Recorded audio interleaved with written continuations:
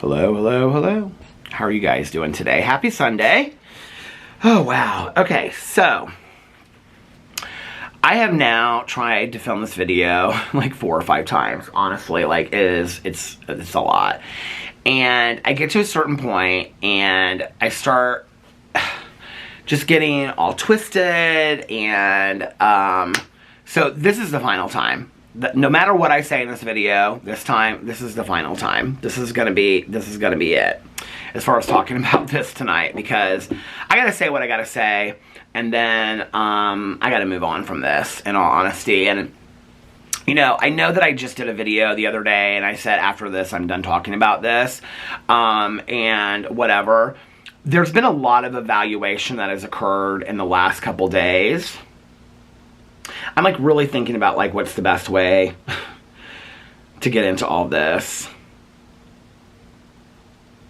You know, part of the reason why I needed to start standing up for myself was because anytime that I would want to come out and speak a bit about things that had happened to me,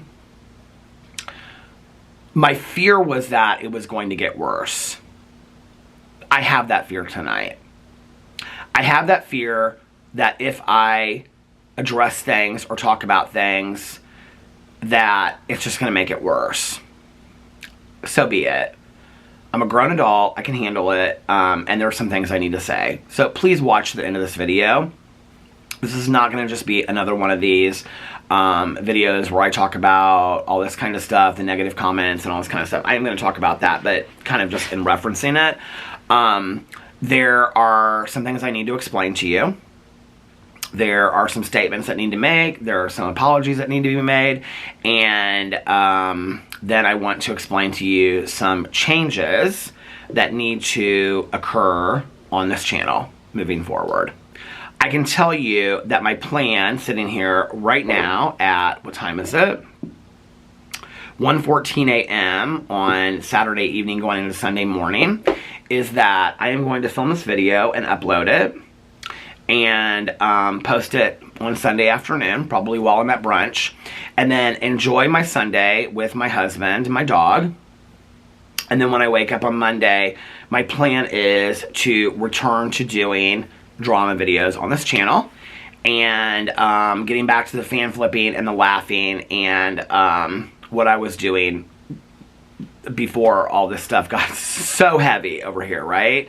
Yes, I will continue to talk about important topics when they come up, right? But as far as like Monday and Tuesday, I've got to get back to some other stuff, right? Now, I will be talking about the Jaclyn Hill video, which will probably be a heavy video, but other than that, I got to get back to some laughing and fan flipping and things like that. This is really mentally taking a toll on me. The last week has been really, really hard. So there are some things I have to say about this last week. I've done a lot of evaluation, and I've done a lot of thinking about this, talking to my sponsor, talking to other people, and doing like just kind of some written inventory and really thinking about these things, right? Before I get into this, I want to say that anytime I do one of these videos and I talk about like kind of what I'm dealing with behind the scenes, I'm always really only talking about like less than 1% of the people that watch my videos. So I do want to say before I even get into this video, I am so incredibly grateful to all of the people that are supportive of me, that are loving and kind and compassionate. Even if you don't agree with my stance, I really, really appreciate that. I want to say that I appreciate you sticking around. It means a lot to me. And yeah, I think I focus so much on the negative comments, and I've said this a lot in videos recently, but I'm always been that person. I think this is indicative of addicts and alcoholics, you know, that if there's 100 people in a room, we hear the one person that's saying something nasty about us, and we focus on that one comment. And so I think like that's kind of what I've done recently. I think a lot of it has to do with the standing up for myself era, and I'm going to explain that in just a second. But let me tell you how this video came to fruition. So, drinking some coffee. Coffee has always been very important to me, and I've actually made several videos talking about the importance of coffee. And no, I'm not just talking about a good roast. when I first came into the rooms of recovery, the first thing that I was ever given was a cup of coffee. And to me, like, standing there with people was the first time I felt accepted in a long time. It was the first time that I felt unconditionally loved. It was the first time that I thought that people liked me. They actually cared about me, not just what I could do for them or give them or, you know, whatever, trade for them or whatever, you know. And you know, we would stand around before and after meetings and drink coffee, and we would go to Perkins and Denny's and have coffee. And, you know, coffee represented to me those friendships, and they still do to this day. And, you know, I love going to a meeting and getting a cup of coffee in a styrofoam cup and sitting with my friends, and it's unity to me. It's fellowship, you know. So, instead of having a Diet Coke tonight, you know, out of respect of what this video is about, I wanted to have a cup of coffee because I'm going to be talking about recovery a little bit in regards to changes on this channel. So, I got a comment on my video, a nice comment, an introspective comment, but a nice comment, and the comment said, "Peter, you have such a powerful voice. I wish, instead of focusing so much attention on these negative comments, that you would choose to spend that time talking about important topics," right? And I kind of at first was kind of like, well, I'm a drama commentary channel. And then I was kind of like, but they're giving you a really nice compliment. They're saying that you have a really powerful voice. It's like a flattering compliment, right? And so I thought a lot about it all day today. And in the last couple days, I've been doing a lot of evaluation about stuff. And there were two videos I wanted to make. I wanted to make a video talking about changes that need to occur on this channel, make some apologies, and say some things and explain some situations. That was one video that I wanted to make.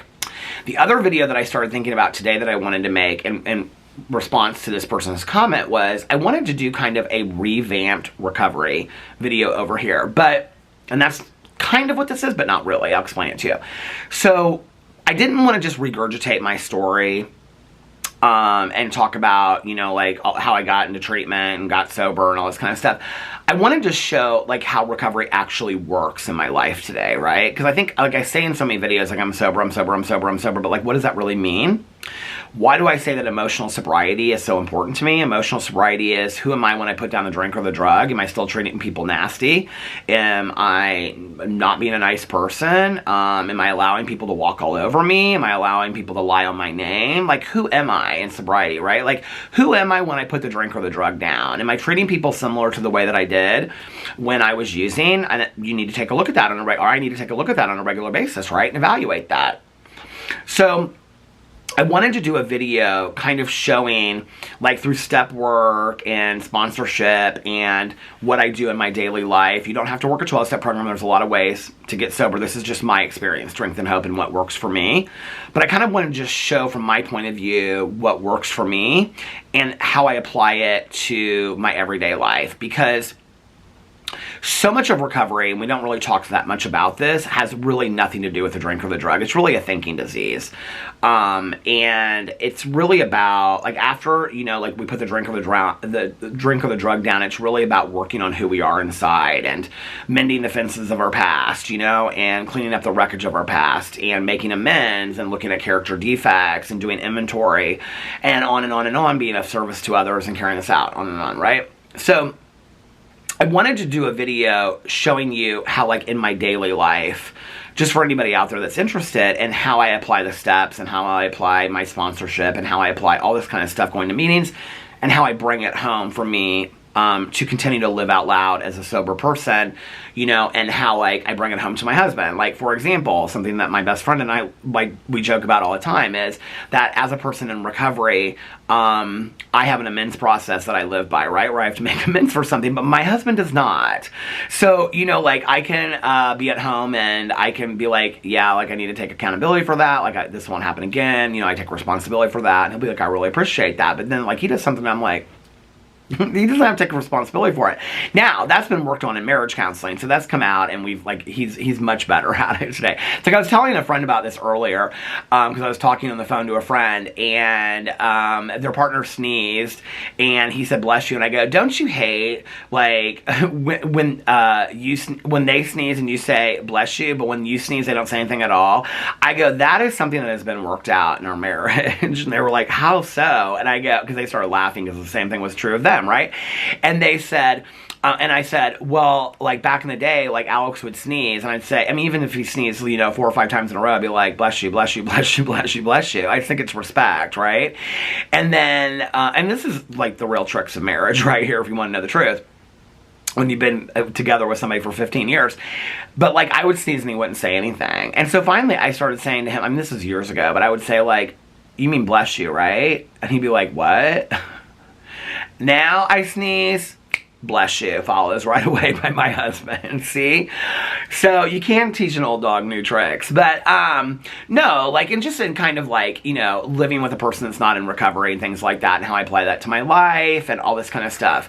So I wanted to do kind of like a revamped version of my recovery story today and how it plays out in my life every day. But as I was reviewing this stuff, and I was thinking about this today, like, as I was evaluating what's been going on the last week has been really tough for me, you guys, okay? Just, and all the stuff that's happened online, and then I just saw so much stuff about people speculating about my marriage, people speculating about the accident, I mean, really going in deep. And these are not stalkers or haters, okay? But people really going in deep and showing public stuff about I mean, it was a lot, right? And, people even saying that I never had pancreatitis when I literally was on video and I was, like, reading doctor's notes and talking about it extensively. I mean, just on and on and on. And people just saying that everything that I've said was a liar. But that's all part, I think, of this whole standing up for myself era, right? And so I was, like, doing a lot of evaluation, doing written work, talking about this, all this kind of stuff throughout yesterday and today. And I thought, why don't I just combine these videos into one and show people, like, how I work through this as a person in recovery, like, and get to the other side, right? Like, I wanted to explain that on video. So I have a lot of tools that I use, right? One of the tools that I have is the Serenity Prayer, which I would like to say before I really get into the meat and potatoes of this video. So, God, grant me the serenity to accept the things I cannot change, courage to change the things I can, and wisdom to know the difference. Now, to know the difference between the things you cannot change and the things you can, I think that's something I've been struggling with, and I haven't been willing to acknowledge it. What I know I can't change is others' perception of me, or their feelings about me, or what they want to say about me. I can't change that. I've known that my entire life. I think we know that before we get on the bus for first grade, right? What I know I can change is my reaction and my response to that. What I know I can change is what I put out there in the world, When I'm going through something, I go back to some of my source material from day one of getting sober all the way through to today. I'm going to share a little story with you. I've shared this on my vlog. I've done dedicated videos about this on my Peterson's channel. So feel free to go back and fact check that. But this is a story that I love to tell, and it's called the Pickle Lady story. When I was in treatment, got sober December 17th of 1994. So over Christmas and New Year's, that New Year's, there was a huge recovery New Year's dance in Indianapolis. They used to have this huge dance every year, right? And I really wanted to go because I wanted to find me a hot boyfriend, a sober hot boyfriend. I thought that was going to cure all my problems for me, right? Oh, little did I know that I had one waiting for me on the outside, not sober, but a boyfriend, and that would end up disrupting my sobriety and my life for the next 2 months. Thank God I'm still here. We don't recommend that in recovery, to get in a relationship in the first year. But I didn't take that advice, and now I know why it's so important today, you know? I didn't just get in one relationship. I got in 2 relationships within my first 6 months, and then my sponsor looked at me and said, "Are you ready to do it my way now? Because this doesn't seem to be working for you." And no, but for the grace of God, I cannot believe that I am still here today after those 2 relationships. And they were really great guys. They really were. It just didn't work out. And I was in no place to be in a relationship because I had nothing to give that early in sobriety, right? And for the 500 times that I'll probably reference God in this video, I want you all to know that I am not a religious person. I'm a spiritual person. I love 2 sayings, and one is that I heard in early sobriety. You don't have to agree with these, but they're just things that have helped me. And one that I learned in early sobriety, and that is that religion is for people that are afraid of going to hell, and spirituality is for people that have already been there. The other saying that I love is that a car doesn't have to be in a garage to be a car, and a spiritual person doesn't have to be in a church to be spiritual. And I love those 2 sayings. I saw that on a bumper sticker years ago, the second one. And those have really helped me through the years to stay grounded. Incidentally, a funny story too, before I get into the Pickle story. A funny story is when I first got sober, I was going to this Friday night meeting back in the day. It was kind of like everybody got dressed up, wanted to find a partner, all that kind of stuff, you know? And I was at this meeting, and I'll never forget, because like it was all these like lunch tables in this like union hall that were all like folded out. We'd sit at these lunch tables and stuff, you know? And it's like these were back in the day when they had smoking meetings, and the smoke was like this high, like in the meeting. So I got up about halfway through the meeting. I just was done with it. And I walked to the back of the room, and this woman came back there. I'll never forget this. She changed my life forever, you know. A couple of these women changed my life forever, and she said, "The Pickle Lady changed my life forever." And this woman looked at me and she goes, "Why did you leave the meeting?" And I said, "Because they were talking about God, and I didn't really want to hear it. I'm not into real like Bible thumping bullshit." And she goes, "Is that what you heard?" Well, first of all, she came up to me and she said, "Oh, hi, I'm so-and-so." And I put my hand out and I said, "I'm Peter." She goes, "Oh, no, we hug at this meeting. We don't shake hands." And she gave me a big hug, right? And so I said to her, "Well, they were talking about God and all this kind of stuff, and I'm not into all that Bible thumping bullshit. I don't like all of it, right?" And she looked at me and she goes, "Is that what you heard?" And I was like, "Yeah, because they were talking about God." She goes, "Baby, take what you like and leave the rest." If somebody had told me when I got sober that I had to believe something specific, or I had to follow some doctrine and some belief system, I would not be standing here today. I already thought that 12-step meetings in recovery were cultish anyway when I got sober. I know that they're not today, but I thought they were, you know? Or maybe they are, and I've just been taken by the cult. No, that's not true. You can leave it anytime you want, trust me. This isn't like the show that's coming on tomorrow night, Garden, Commune, or Cult. But anyway, and that like really started helping me kind of like form this idea, but that's a whole other video, and I've talked a lot about it on my other channels about how I found my higher power. But I use the word God to describe my higher power just because it's easier, if you want to know the truth. A lot of people use the word G-O-D as good orderly direction. Take it and leave it. I'm not saying it in any kind of religious manner whatsoever when I say it. It just means my spiritual higher power, of which could be he, she, or it. And yeah, so I just want to make that clear. But anyway, so it was a New Year's dance, and I wanted to go to this New Year's dance to find me a hot boyfriend. Hot sober boyfriend, that was important, right? Because that hot sober boyfriend was going to keep me sober. So I went to my counselor's office because I thought my hair was kind of looking a little shaggy. And I said to my counselor, I said, "Hey, I have a question for you." And she goes, "What?" And I said, "Do you think I could have my hairstylist," because my hairstylist at the time was one of my good friends. I said, "Do you think I could have my hairstylist come in here and cut my hair for the New Year's dance?" And she looked at me, and I'll never forget, she was like, "No, princess, I don't think so. And since you think you're so unique and special, you're not going to the New Year's dance tonight." I was like, how dare she do this to me? I can't go to the New Year's dance. How am I going to find me a hot boyfriend?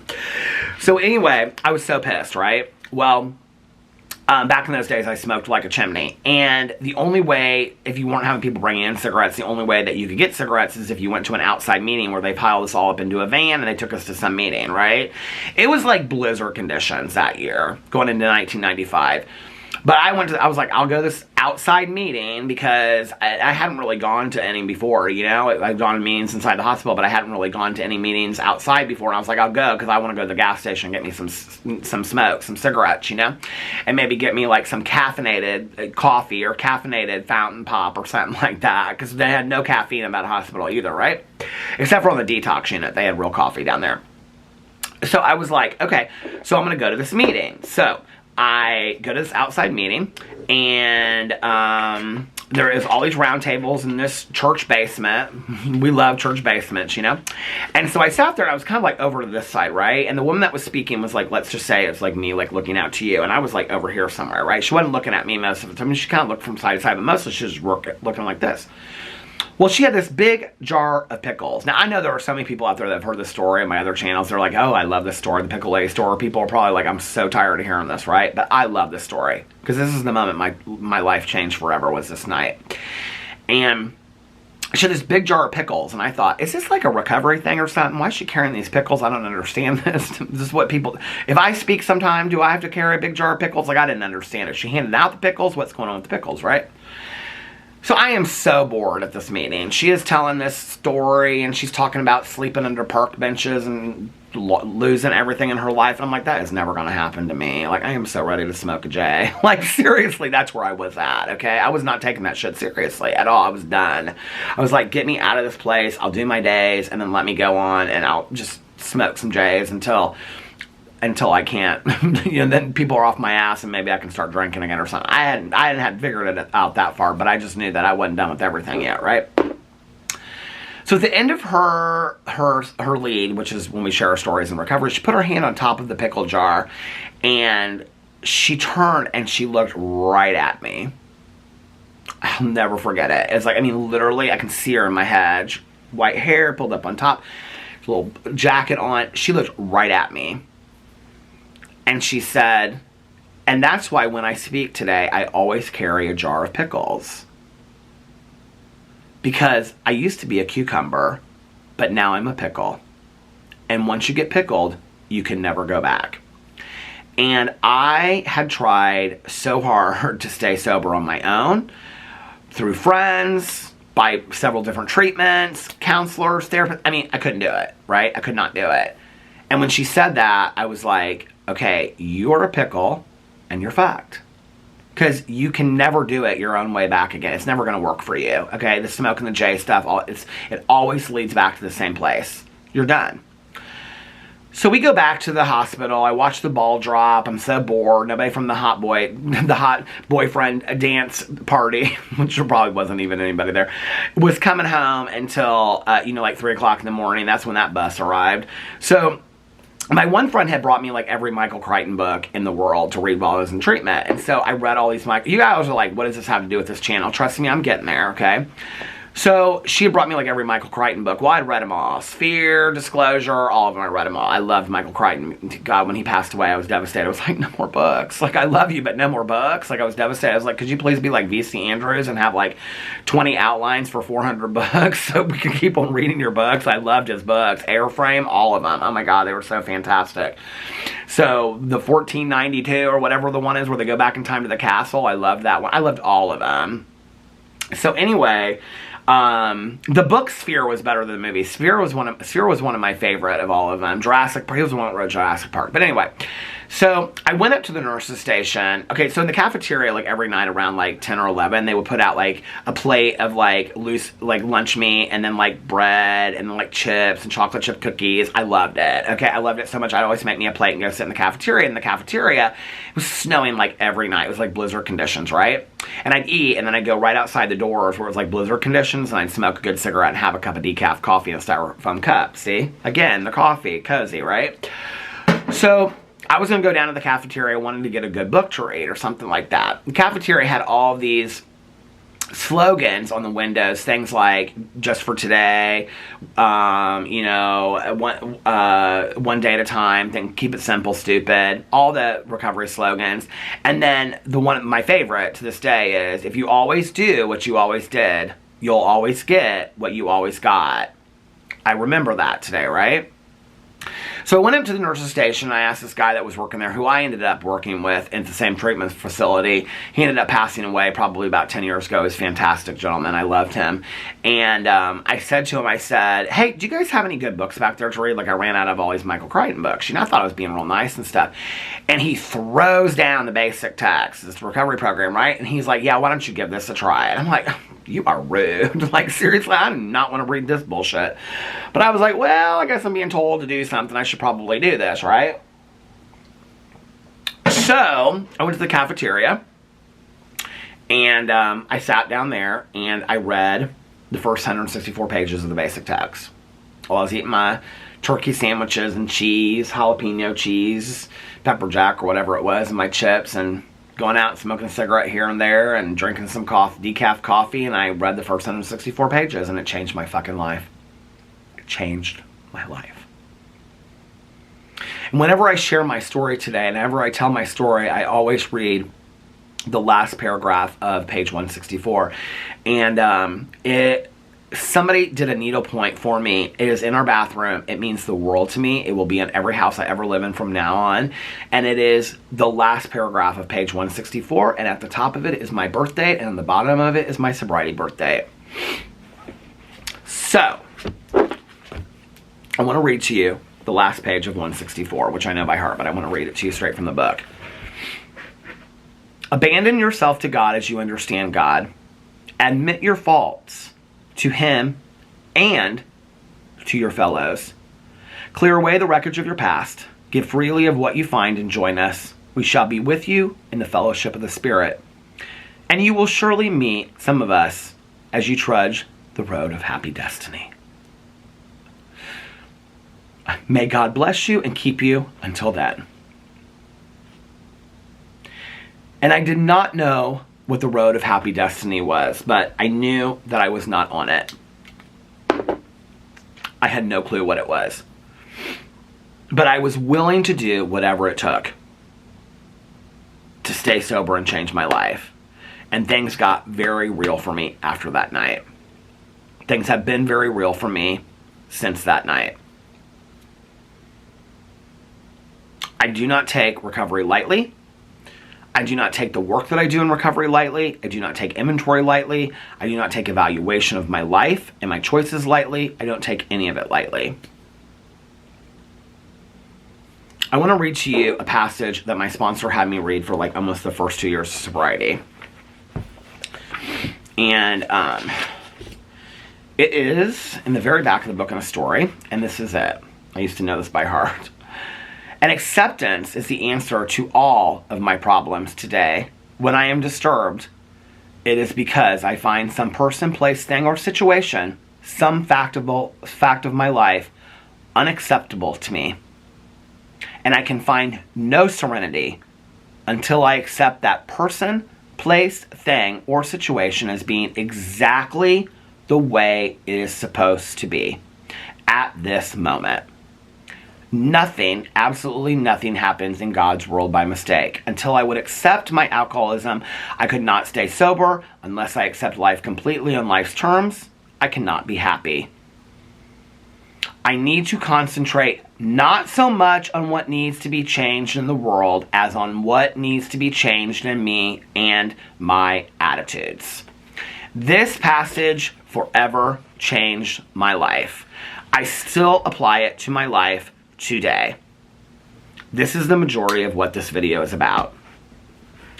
So, let me explain a few things. I actually took some notes, so I want to make sure that I don't skip anything I want to say, but I want to talk about, first of all, I want to talk about my standing up for myself era. As many of you know, I was being stalked and harassed horrifically. And it's still going on to this day. One of the things that was happening behind the scenes was that, and this had happened for years other than the stalking, was that people would say horrific lies. There were websites that were dedicated to putting out horrific lies about me for years on end. people would actually cite those things and say, oh my God, if you want to know the truth about Peter Monn, and I'm like, literally nothing over there is the truth. About 3 or 4 years ago, I stopped reading all of that. I just couldn't anymore, right? It's really hard to read all these concocted lies about your marriage and things like that, and recently more about the accident, and people putting out really personal information that borders on doxing and things like that. And by the way, doxing means that you actually, like, doxing can be public information, but you have to go find it too, right? Like, it's not just like readily available information. Like, when you go and look for something and then put it out there in the world, that can be considered doxing too. I just want people to know, but that's beside the point of what I'm talking about today. So for years, people have been doing that to me. My fear in coming out, I feel like this is going to stop in like 10 seconds. My fear in coming out and talking about it was that things would get worse. So that was, I knew it was going to stop. From vlogging, I vlogged so long that at the 30-minute mark, the battery always stops, or the camera stops, so you have to like restart it again. And then my battery lasts, I think it's about like an hour and 7 minutes, or an hour and 10 minutes, and I have to change the battery. But anyway, my fear of standing up and saying, like, I'm not going to have you lie on my name anymore, like, I'm not going to have you say these things that are not true about me, it was like, the fear of addressing that was that it was just going to get worse. They were going to say worse lies about me. They were going to do worse things. Some of these people were the people that were trying to find my private information. I didn't know if they were trying to find my private information to further dox me, because a lot of my information was already out there. Tax records of my best friend's business was out there. From these websites that you guys are supporting and referencing, a lot of you out there that don't like me. I understand you don't like me over my opinion of something, or something that I said in a video, or you think that I said something in a lie in a vlog. I understand that, right? Like, hey, you have fair to your opinion. It's not true, but like, that's fair for you to think that. Think what you want to think, right? I don't think that my friend deserves to have her tax records doxed at that expense when she didn't ask for any of this, you know? I don't think that my vets need to be contacted because you guys don't believe how my dogs died, and putting that information over there and saying, like, we called the vet, and that those websites are able to remain, and people are referencing saying, if you want to know the truth about Peter Monn, when there's no truth about Peter Monn on those websites. Everything is concocted by people that do not like me. And for years, I never stood up for myself and said anything, right? People would speculate about my marriage on and on and on. And I'm like, I literally come out and talk about marriage counseling. I talk about how we almost got divorced. I talked in the past about how we were going through rough times. Don't you think that if we were going through rough times again, I get on video and share it? I share fucking literally everything about my life, right? And then, like, the things I do share, people say I'm lying about. Oh, he never had pancreatitis. I literally read my medical records on video, you know? But I know that I can't change that. I realize I can't change that. What I can do is not engage in it. I cannot read it. I think a lot of people think I'm over there all the time reading it. I'm really not. What happened this week was somebody sent some things to me. It was a couple people that sent some things to me about things that were said, and I went and I read those things. I shouldn't have. It's kind of my policy from, like, this is it all honest God's truth, like 3 or 4 years ago. Don't go there and read that stuff about yourself. You don't need to see it. And I did. And it was eye-opening to me. And in all honesty, I thought some of it came from a place of hate. And I also thought that some of it came from a place of love, of people that really liked me for a long time. And both of those people shared some of the same opinions. So I was like, okay, well, you can't be having 10 people say the same thing, and there can't be some truth to how somebody's perceiving you. So maybe you need to take that, right? I do think that some of it went a little bit overboard. But that being said, okay, I have no problem taking a look at what people are saying to me. But, you know, going back to this acceptance piece that I, you know, like, would reference for years and years and years, when I look at this and it says, until I could accept my alcoholism, I could not stay sober. Unless I accept life completely on life's terms, I cannot be happy. I need to concentrate not so much on what needs to be changed in the world as what needs to be changed in me and my attitudes. I can't change if people don't like me. I can't change if all that. What I can change is, I can change what I'm putting out there in the world. Okay? I can change the way that I speak to people. I can change if I'm cussing 40 times in a video versus cussing 2 times in a video. I can tone it down a little bit. There's a lot of things that I can do, okay? I think what happened was, and I just want to make this clear, and I'm not trying to explain this away, I'm not saying that it's right or wrong, I'm just trying to make sense out of it myself, that I got to the point where I couldn't handle it anymore. I feel like this camera is like so high above my head. Not that it really matters, but I feel like I got to the point where like the stalking and the harassment was so bad, the lies were so bad, I just couldn't do it anymore, right? And I had for so long acted like it wasn't even going on. Like I really had never ever like acted like it was going on. I just get in videos and flip fans and be like, hey you guys, it's Peter and I'm back. And I would never act like it was going on, and literally something could have happened 2 minutes before that, right? And all these hateful statements and stuff, and it would kind of ebb and flow. There'd be some and there would be some. And, you know, I just want to say, first of all, if I didn't say this at the beginning of this video, to all of the, I mean, I think I said something like this maybe. If I didn't, it was probably one of the 4 other times that I said it, but I wanted to say this. When I talk about this stuff, it's really like 1% of the people out there that don't like me. I totally understand that, right? I mean, there are like 99% of people that really care about me and are compassionate and kind and loving. And I really want to say I really, really appreciate you guys, okay? And I am not just talking about the people that come to my channel and say, oh my God, Peter, I love you so much. Peter, I love your videos. Peter, I love this. I'm also talking to the people that say, Peter, I have loved you for a long time, but I can't, like, this is too much for me, and like the cussing's too much for me and all that kind of stuff. I'm saying thank you to you as well, okay? And like, for so many people, like, I looked, and I was like, because some people I did know, I was like, oh, they've left really nice comments on my videos for a long time. I looked up other people, and they had left really nice comments on my videos for a long time, and I was like, okay, so a lot of this sentiment of, this is a lot to watch, I feel like I'm being yelled at, I feel like I'm being cussed at, is coming from people that genuinely love my channel, you know? The problem for me was that it would be, like, one comment of somebody saying, and I'm just explaining this to you in real time of, like, how I read it, it'd be, like, one comment of people saying, oh my God, Peter, like, I feel like you're yelling at me, and then there'd be 5 comments of people being like, I live for the standing up for myself era, I live for you telling people to get effed, I live for, which was a joke, okay, it's a joke, it was a joke for the last 20 people that I talked about it. I know that you guys can't handle it when I say it about one person, but it's been a joke, it's been an ongoing joke on my channel, right? And I will say this, like, I do think that maybe there are some people that don't understand my sense of humor, and like, there are some changes that are going to be made to this channel, but one of those things that isn't going to change is that I'm going to continue to be a shady person, you know? I'm going to continue to crack jokes and be funny, and that might be at the expense of somebody that you like, an influencer out there, and I'm going to continue to do it, okay? And if that's something that's hard for you to watch, this might not be the channel for you. I'm being completely honest with you, and as much as it would make me sad to see you go,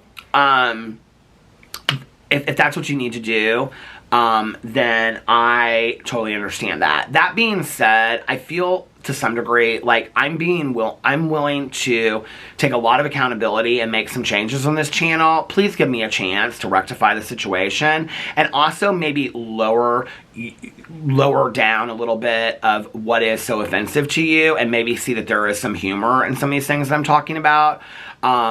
Not everything is that deep. It just really isn't, okay? I laugh at myself a lot. I wouldn't be here today if I didn't laugh at some things in my life that have happened, you know? And I can remember the night that my mom passed away, or the next night, driving around with some of my friends that knew her very, very well, and we were listening to all of her favorite music, and we were telling funny stories about my mom, hilarious stories. That night got me through that, you know? If I couldn't have laughed at my mom or myself in that moment, I wouldn't be here today. Like, that was really a pivotal point in my grieving process. Not everything is that deep, okay? Most of these people that I'm talking about, you will never meet, you will never talk to, they will never defend you, they will never send you a love letter, they will never send you a postcard, you will never talk to them, you will never meet them, okay? It's just an opinion that one YouTuber has about that person. Just don't watch that video. If it's somebody that you love, and you already know I'm probably going to say something that you don't like, just don't watch that video, you know? Or don't watch my videos if you can't continue, but that will make me sad, because I'm really trying to do better and show that, okay? So, I start standing up for myself because I'm like at the point where I'm like, you know what? It just doesn't matter anymore, right? Like I'm being so harassed. And I think one thing that I haven't really talked about is, and I have never referenced what it is, and I'm not going to because this is the most significant thing that's being dealt with behind the scenes. But something very, very serious occurred that led to me announcing about all this stuff that I've never talked about in a video. It was just unbelievably terrifying that somebody was able to find out this information, disguise who they were. I mean, it just was unbelievable to me, you guys. And it scared the hell out of me. And so at that moment, it had been happening a lot anyway with places being called and stuff like that. But at that moment, I had the option.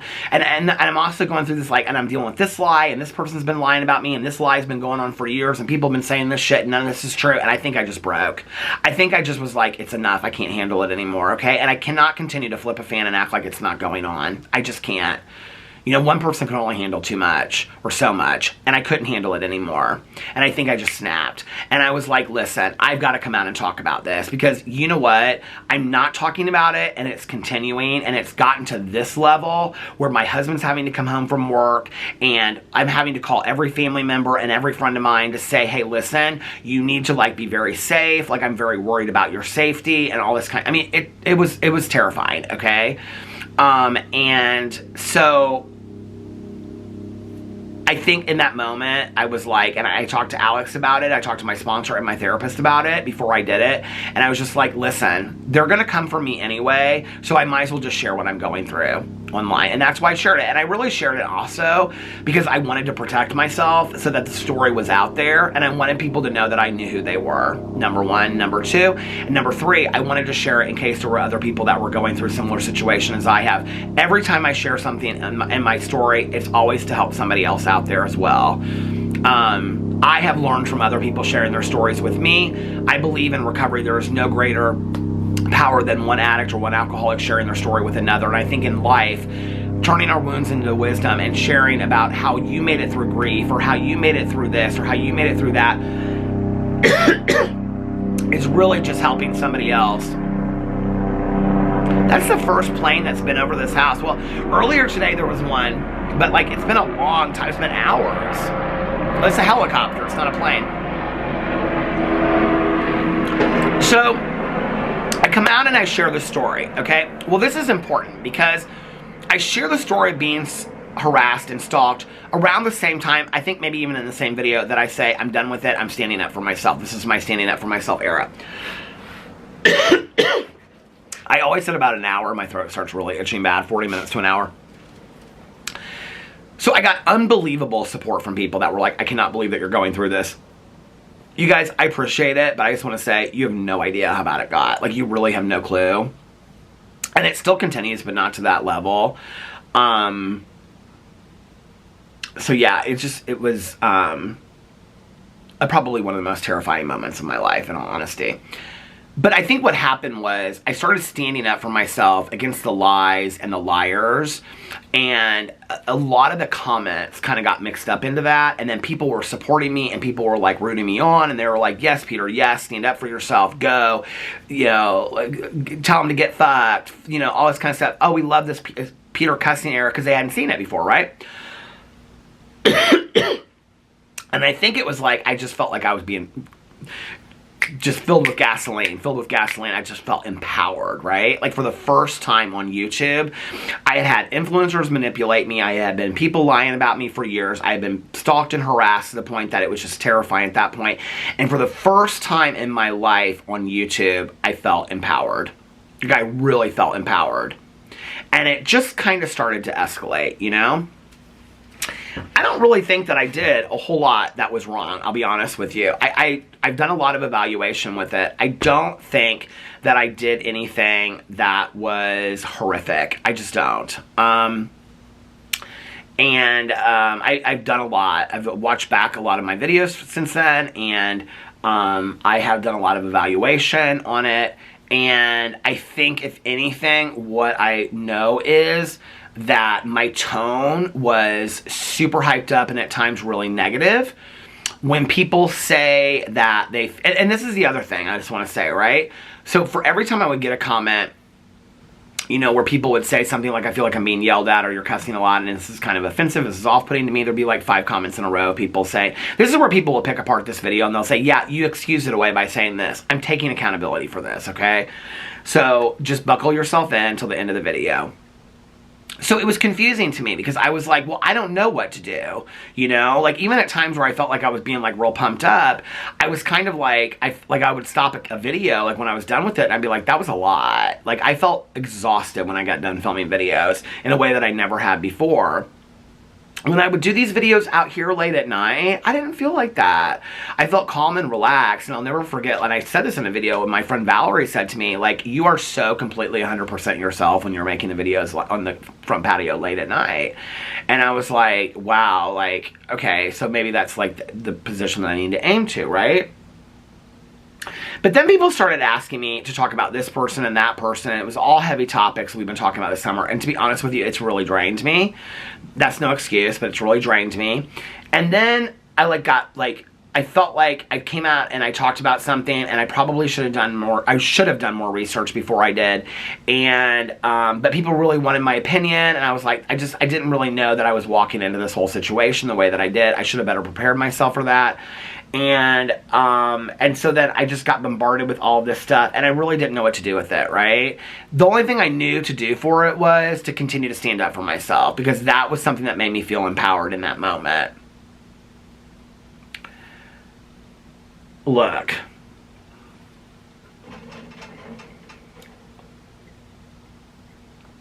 I don't want to be a I want people, okay, this is what I've always wanted for my channel. I want people to either come over here and escape from their day and laugh. I either want this to be a place where people, like, think a different way about things. I want people to come over here and be like, wow, Peter put a lot of thought into this. I don't want this to be a place where people come and they say, I feel like you yelled at me for an hour, or I feel like you were cussing at me for an hour. I don't want that to be the situation. To anybody out there, and I also think, I need to say this is part of my apology going into what changes are going to be made. I also think that, and a lot of people have recommended this to me, and I was like so resistant to that, because this is when I was like so into standing up for myself. I'm not going to not stand up for myself. I'm going to continue to stand up for myself. But I think that there has to be a happy medium from being a doormat to being so overzealous that I'm yelling and screaming on camera and all this kind of stuff, okay? And even though the get fucked is a joke, like, it's maybe a little funnier if you spread one out over 2 or 3 videos versus saying it 10 times in one video. And I've heard you guys loud and clear. Like, listen, I have heard you loud and clear, okay? I've also heard you say that the reading of the negative comments is really me focusing on the wrong thing. I have called Jaclyn Hill out for that for years. I know that. And I just got all ate up with it, okay? And I made excuses about it on video, and I never should have done that. If I read a comment of yours on video, whether I was defending myself against something you were saying, or whether I was reading it for reference or whatever, and you did not like that, I want to apologize directly to you, okay? I also want to say, like I said in my video the other day, just fair warning going ahead, that if you leave a comment on my video, I may read it. That being said, and this is not me making excuses, that being said, I will be very, very aware of what comments I read going forward, and I can tell you that I probably will be reading comments on other people's videos long before reading comments on my videos. This will be a hiatus from reading comments on my videos, okay? I think I've done enough of it. It's hyped me up enough. It's hyped a lot of people up enough. I want you guys to feel like you can feel safe coming to my comment section and leaving things, right? Like, I saw some comments of people saying that they didn't feel like they could leave comments on my videos. And there was just a few comments like that. There weren't many, right? But like, I have a lot of people that watch my channel, and they watch a lot of my channels, and they'll disagree with my opinion on my drama channel, but then they'll turn around and they'll say something on my Peterisms video and be like, oh my god, I really needed this today, or they'll hear me talking about Boo, and they'll say, oh, how's Boo? But then on my drama channel, they'll be like, I completely disagree with this, and somebody will say, yeah, this was like a bad take from Peter and whatever, and like, I look at that and I go, okay, like, this is one of the things I've always prided myself on my channel, is that it has had such a very classy, and I know a lot of people see it as kiss-assy, you know, a lot of the people see the vloggerinos as kiss-assy and things like that.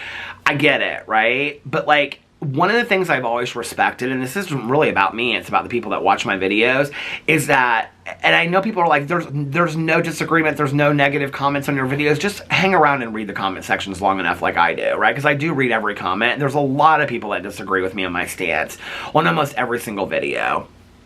I don't mind that. I love the conversation. That's the thing I feel like we're missing in our society, is having the conversation. And if you have felt like I was diminishing your opinion, okay, by reading it in a video, and you felt like I was putting you down, and what I said made you feel that way, I apologize fully to you, okay? And I will be, going forward, very aware of what I am doing in videos, and will not be focusing on that anymore, okay? I want people to feel like they can come to my videos and not feel like they're yelled at. I want people to come to my videos and feel like they are not being cussed at. If you have felt that way, and I know it's not everybody, okay? I know it's not everybody. There's a lot of people that are living for the cussing and the passion and all this kind of stuff, right? But if you have felt that way, I want to apologize to you, and I want to say, I do not want anybody to come to my channel and feel like they're being yelled at, or being screamed at, or being cussed at. And if you felt that way, I apologize. I've taken into consideration, I have realized that I need to tone it down a little bit, okay? That doesn't mean that I'm not going to cuss from time to time. That doesn't mean that I'm not going to get passionate about talking about something from time to time. It means I don't have to be like that in every single video. I don't have to be that through the entirety of a video, okay? I don't want people to not feel like they can't leave comments in my comment sections. I've always appreciated that people were able to have conversations with each other and be kind to each other. And since I started to stand up for myself, and I've gotten like more heated and things like that, I feel like the comment section's kind of like gotten lost in all of that. And I'm probably a really big part of that. So I want to apologize for that as well. If I read your comment on a video and you did not like that, I apologize to you, okay? I also feel like, and I'm not taking that back, but if you leave a comment on a public forum, it's my channel. I have a right to read that comment and respond to it. That being said, I don't think that's faring well for this channel, for me, or for the person leaving the comment, and I don't want any animosity between us, and so I'm going to choose to not do that for a while, unless it is such a threatening comment that I feel like I need to do that. But I haven't read any threatening comments in a long time, okay? And to the person out there that felt that I took their comment out of, misinterpreted it and didn't understand what you were saying, and then I ran with it and I made 3 or 4 videos about it, you're absolutely 100% right, I did. I have no excuse for it, okay? It really hurt my feelings because I read into it something that probably wasn't there. And I want to apologize to you fully for that. I still do not feel like I did anything wrong in that video. I don't think I needed to talk about your comment in 2 to 3 videos. I don't think that I needed to say all that stuff. I want to apologize to you directly. And to anybody else who felt upset about that. Now, I want to tell you, okay, one of the things in my life is that I have always done things to appease people, to get people to like me. I feel like there has to be some happy medium between being a doormat, being able to stand up for myself, and being overzealous like I'm taking on the world, okay? There has to be a classier, more mature way for me to stand up for myself, be an example to other people that they can stand up for themselves, and not have to address every person that doesn't agree with me or comes from me in a negative comment, okay? I think we can all agree on that. I don't think I have to cuss in every video and be offensive to some people, because listen, there's a lot of people that live for it, but there are quite a few people that don't. And it's not haters, I know that, okay? Listen, I have my fair share of haters, okay? Yes, they're playing into that, but I can read through. I know it's a lot of people that really like my channel too, that are like, Peter, like, this is really off-putting to me. I feel like I'm being yelled at on your channel. I've heard you loud and clear, okay? I need to not be reading the comments on the videos. I don't want to hurt anybody's feelings by reading comments on videos. That's never been my intention, okay? My intention was to stand up for myself, but I think that what happened was me hurting somebody's feelings in the process was lost in my need to stand up for myself. I greatly apologize for that. I will be working on that, and I hope I don't do that in the future. But I'm also not going to become, I don't want to say but to that. I'm working on myself, and I hope to be a better version of that in the future, and I hope to demonstrate that in the future. And one of the ways that I plan to do that is by not picking and choosing a bunch of comments. I'm not going to say that I'm never going to read a comment on my video again, but I don't plan to do it for a while. And I don't want anybody to feel like this isn't a safe place to leave comments. I don't want anybody to feel like this isn't a safe place to comment or people to watch my videos and all that kind of stuff. I am very, very aware that there are things that I cannot change in this world. I cannot change if somebody likes me or not. I cannot change the fact if somebody's going to lie about me or not. I cannot change the fact if somebody's going to perceive me a certain way or not, whether they like me or not. I can't change a lot of these things, right? But what I can change is myself. I can change me cussing a lot in videos. I can change me hurting people by reading comments in videos. I can change me being to the point of where people feel like I'm yelling in videos because I am so overzealous, and I am yelling in videos at times, right? And I don't want anybody to feel like they're being yelled at in my videos. When I started reading those comments at first, I was like, I'm not yelling in videos, and then I was watching them like, I'm yelling in videos. Why are you yelling in a video, Peter? Why are you cussing so much? Like, you used to be somebody that never cussed at all, and now you're cussing all the time. Like, this is like, you've lost it, right? And I really want to say thank you to the people that pointed that out to me. It, like, really means a lot to me. I really believe, to be honest with you, I had to go through this whole duration. I read this comment the other day, where I referenced this comment that somebody left me, where they said, I feel like we're witnessing the evolution of Peter Monn in real time on his channel. And I really feel like that's true. For those of you that stuck around, I really, really appreciate it. I'm going to have to find a way to not play into all the stuff that's going on behind the scenes, the issues that people have with me and all that kind of stuff. And be open, though, to criticism, and I want to be open to criticism, even though it's hurtful sometimes, like it is for all of us. I want to be open to criticism. I want to be a channel that you guys want to watch. But I also don't want to be a watered-down version of myself. So as I move forward in the next couple weeks, and as I move into this new stage of my life, I feel like it was like this going uphill hill, and then like I kind of like I feel like this week I like peaked that hill, and now I'm kind of coming down, and I'm hoping to come down the other side and kind of settle. As I come up on that new place, and I start getting settled into my new phase of who I am, and this just standing up for myself is just woven into who I am, and I don't have to get nasty about it, and I don't have to yell and cuss and things like that to stand up for myself. Not that I don't, like, some of that's kind of entertainment, too. So some of that will happen in videos from time to time. I don't want you guys to think that I'm going to be a watered-down version of myself. I'm not willing to do that. I'll probably be a little bit of my old self, a little bit of my new self mixed in between, if that makes sense. But I don't want anybody to feel offended when they watch my videos or yelled at. And I'm not talking about us having a difference of opinion about an influencer, okay? Like, if you're that greatly offended about opinion that I have about an influencer, then this is probably not the channel for you. And I'm just being completely honest with you. This is a drama commentary channel. I'm talking about me saying something so directly to people in the videos that they feel like I'm yelling at them or cussing at them. I don't want anybody to feel like that. And I need to take full responsibility and apologize for that. I am sorry that you felt that way. I'm sorry that I did those things. I'm not going to just say, I'm sorry you felt that way. I'm sorry I did those things, okay? To the point where it made you feel uncomfortable. And I am acknowledging that, and I am working on that, and I will change that. I want my channel to get back to a happy place, and when we need to have serious conversations, we sit down and have serious, thought-provoking conversations, and all of that. I have a lot to say. I have a lot of opinions about the world. I know people are going to be like, well, does this mean that you take back everything that you said in your last couple videos? Not at all. I stand by all the things that I've said in my videos. I don't stand by the way that I said them. I don't necessarily stand by the examples I used by comments and all of that kind of stuff. But I do stand, like what I said today in my video earlier today about people that are friends of these people, I stand by all those things that I said. I think those things need to be said. But I want you to know that I have heard all the things you've brought to me. I don't even know that I consider them, people always say Peter's not open to criticism. I don't even know that I consider it criticism. I almost kind of feel like they're suggestions, you know? Like I said, if you have to leave, it will make me really, really sad, but I respect you, and I want to say I want your experience of watching YouTube or TikTok or Instagram or whatever to be one that's enjoyable for you.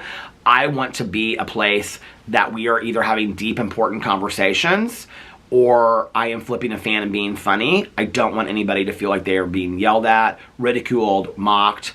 And I'm not talking about influencers. I want to make that very, very clear, okay? I don't have a problem being shady towards an influencer. That's kind of the game of being a drama commentary channel, okay? I will settle it down a little bit, but I will not stop being that person. But I don't want anybody that is watching my channel to feel like they are ridiculed, or mocked, or yelled at, or cussed at. I don't want anybody to feel that way. And if you felt that way by something that I have done, I apologize for my actions that have made you feel that way. And I'm working on that. So, like I said, I cannot change the world. This is going to stop. Hold on a second. Okay. Like I said, I cannot change the world. But I can change myself. I can work on myself to be a better version of myself. I want to be an example of that to other people. I know some people are like, wow, this is not that deep. You're a drama commentary channel. And you know what I say to that? Cheers, I agree with you. But once the camera turns off, I am Peter Monn that has to live with what people think about me. I would be a liar if I said I didn't care what people think about me, because I do. Over time, I have learned that the people that matter the most to me, like my husband, my dad, my stepmom, my cousin, my sponsor, my best friend, those are the people that really should be important to me. But I am still somebody that does care to some degree what people think about me, especially when I'm putting things out there into the world. You know, my dad said to me years ago, I don't really care what you do with your life as long as you're contributing something positive every single day. I want to be that. I want to be somebody that's contributing positively every single day. I don't want to be somebody that's bringing pain to somebody, or making them feel a certain way because of something that I did towards them directly. And like I said, I am a drama commentary channel. I'm going to continue to talk about influencers. I'm going to continue, and here's a cuss word for you, I'm going to continue to be fucking shady towards them, okay?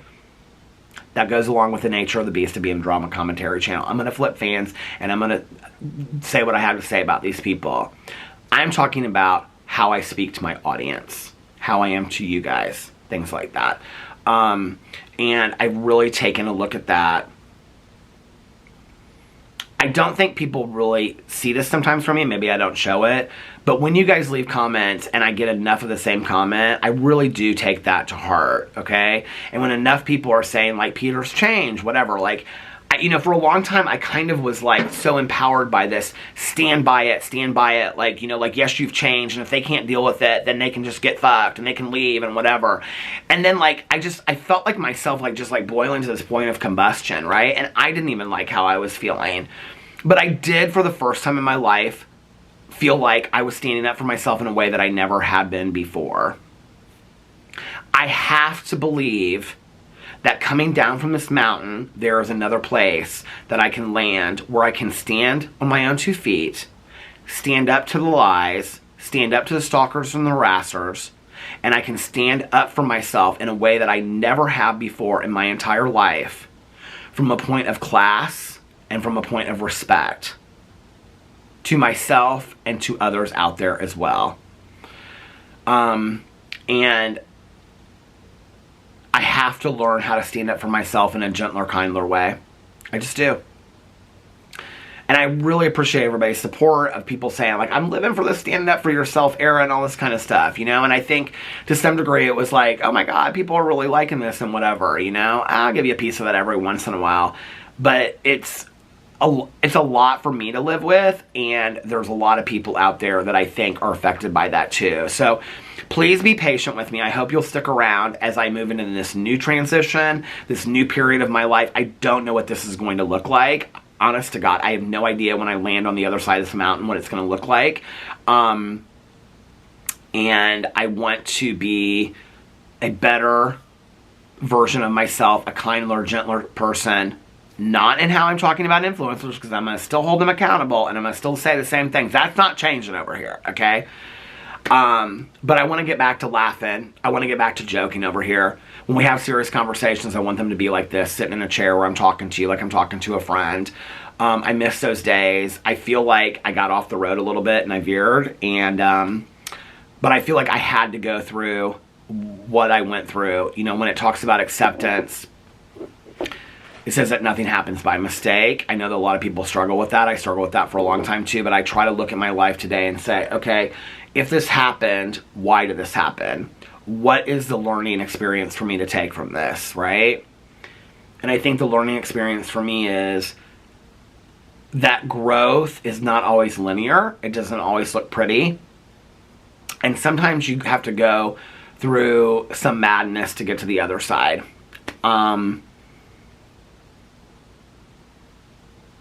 I really loved those moments of standing up for myself and cussing and stuff on video. I have to say, I really did. It really got me to a point where I was really proud of myself for the first time in my life.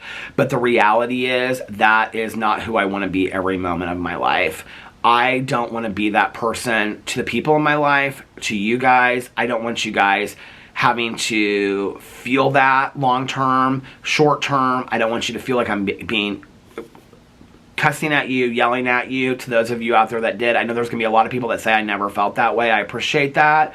But in all reality, and evaluating and looking at it and all of it, my mental health was struggling as a result of that, because it was taking a lot out of me. There are a lot of people that I really respect in this world that stand up for themselves, respect themselves, and respect others around them, and they do it with grace on a daily basis. I want to be one of those people. I hope that you have heard what I had to say. I hope you have taken it to heart. This is how I work through my issues in recovery. I take the tools that I've learned. I reach out to the people that are in my support system. They tell me what I need to hear, not what I want to hear. So when I reach out to somebody and I say, all these people are saying this, they say to me, could there be some truth to that? And I say, I think there probably could. I need to take a look at that. I need to evaluate it. I need to take accountability for it.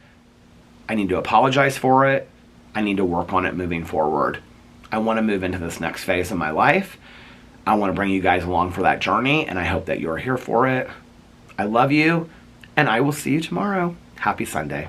Bye.